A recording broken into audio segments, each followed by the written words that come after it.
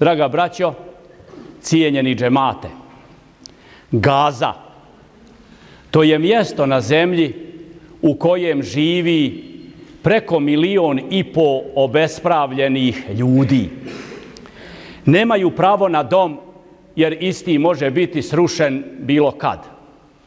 Nemaju pravo na hranu jer istu i nemaju. A i kad im bude poslana, nemoguće ju je do njih dopremiti. Nemaju pravo na rad.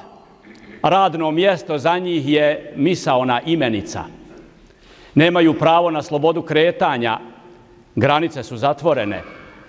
To je život u logoru.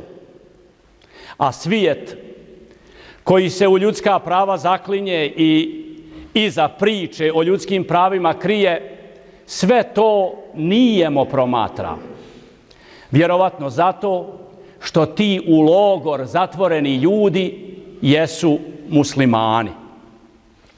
Gaza, taj u ovome trenu najnesretniji toponim na zemlji, svojim znakovitim imenom asocira muslimane na arapski glagol gaza, boriti se. Uprkos svim nevoljama i pritiscima, stanovnici Gaze, Gazije su prave.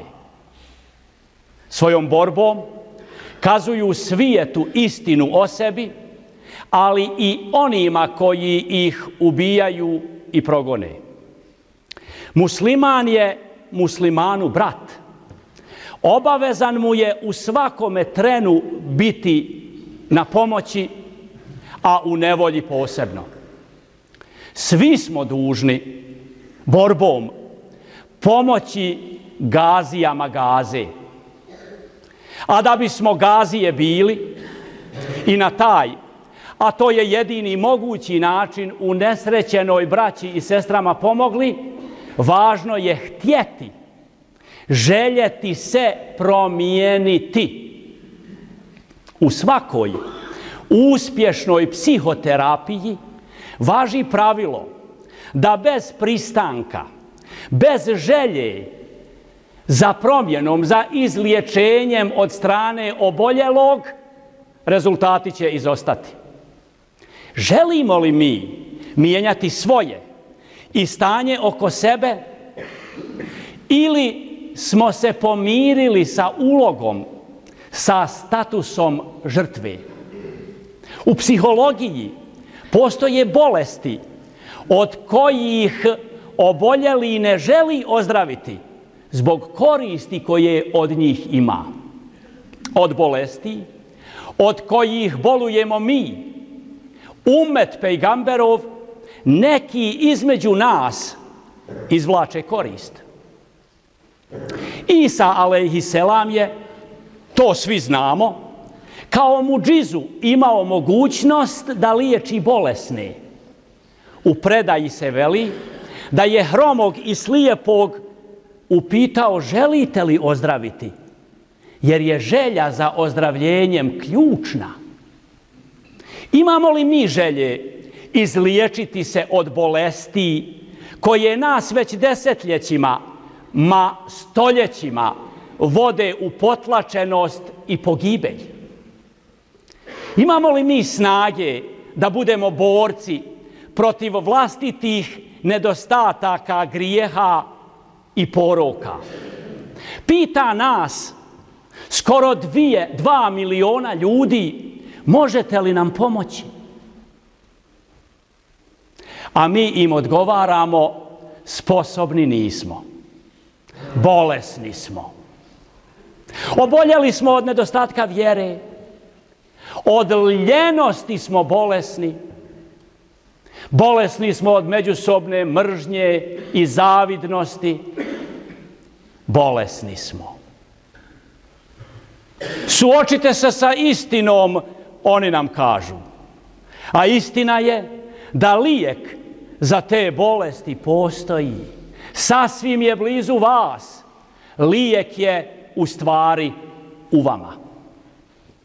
Kao što Isa alejhiselam pita hromog i slijepog, mi sebe trebamo upitati želimo li mi ozdraviti, jer je želja za ozdravljenjem ključna.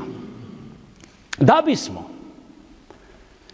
mogli pomoći unesrećenim braći i sestrama, nužno je da se suočimo sa sobom. U jednoj se predaji, braćo, kazuje o dvojici ljudi. Jedan uživa u lažima o sebi, a drugi je slomljen pod spoznajom istine o sebi. Ovaj drugi se izliječio, a prvi nije. Ovaj drugi se izliječio zato što se hrabro i odlučno suočio sa sobom, sa istinom o sebi. I sve dok se čovjek ne suoči sa sobom, dok se krije iza laži, nema nade za promjenu.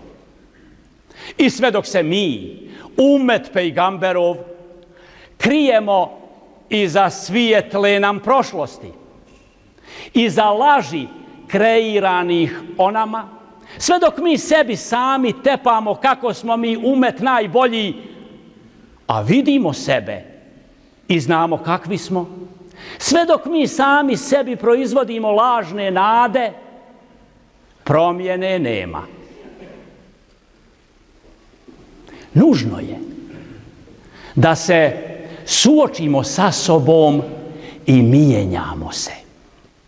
Da priznamo sebi vlastite propuste i nedostatke. Da priznamo sebi, na primjer, da je vlast diljem svijeta islamskog od naroda daleko, a narod bez želje da tu vlast mijenja. Da priznamo sebi da ogromna većina ummetske omladine za zabavu živi. Da priznamo sebi da među nama vlada nepovjerenje. Da priznamo sebi. Naučiti voziti biciklo. Plivati naučiti. Dijete naučiti da hoda. To se, braćo, ne može samo iz knjige. To se mora vježbati. Čovjek, to se ne rađa, već postaje. Biti jak i zaštićen, to se ne dobije, već izbori.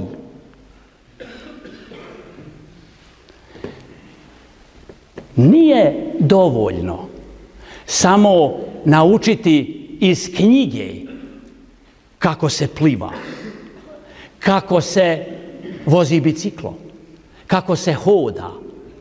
To se mora vježbati. Pa nakon što smo naučili kako se klanja, trebamo klanjati. Kako se posti, postiti. Kako se daje zekijat, davati ga. Kako se voli brat, voljeti.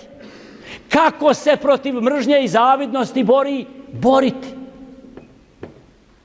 U knjizi piše da trebamo učiti. Naukom, davanju, obrazovanju mjesta kojemu u društvu pripada, pomoći ćemo unesrećenim, našoj braći i sestrama. U knjizi piše da trebamo raditi. Radom ćemo, braćo, neovisni od neprijatelja postati. U knjizi piše da kradljivca i kradljivku treba spriječiti.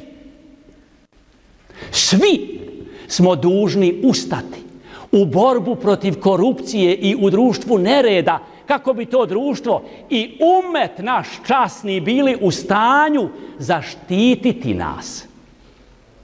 U knjizi piše da niko od nas ne smije zaspati sit ako je neko u komšiluku gladan. U knjizi piše da smo mi obavezni se u dobru pomagati, jedni druge od grijeha i zla odvraćati. U knjizi piše. Ma znamo mi sve šta piše, ali ipak pod znacima navoda ne znamo plivati. Pod znacima navoda ne znamo voziti biciklo. Bez znaka navoda ne znamo hoditi pravim putem. Jer nije dovoljno to samo kao teoriju poznavati, već se to u knjizi nam objavljeno mora živjeti. Naša braća i sestre u Gazi žive i Gazije su prave.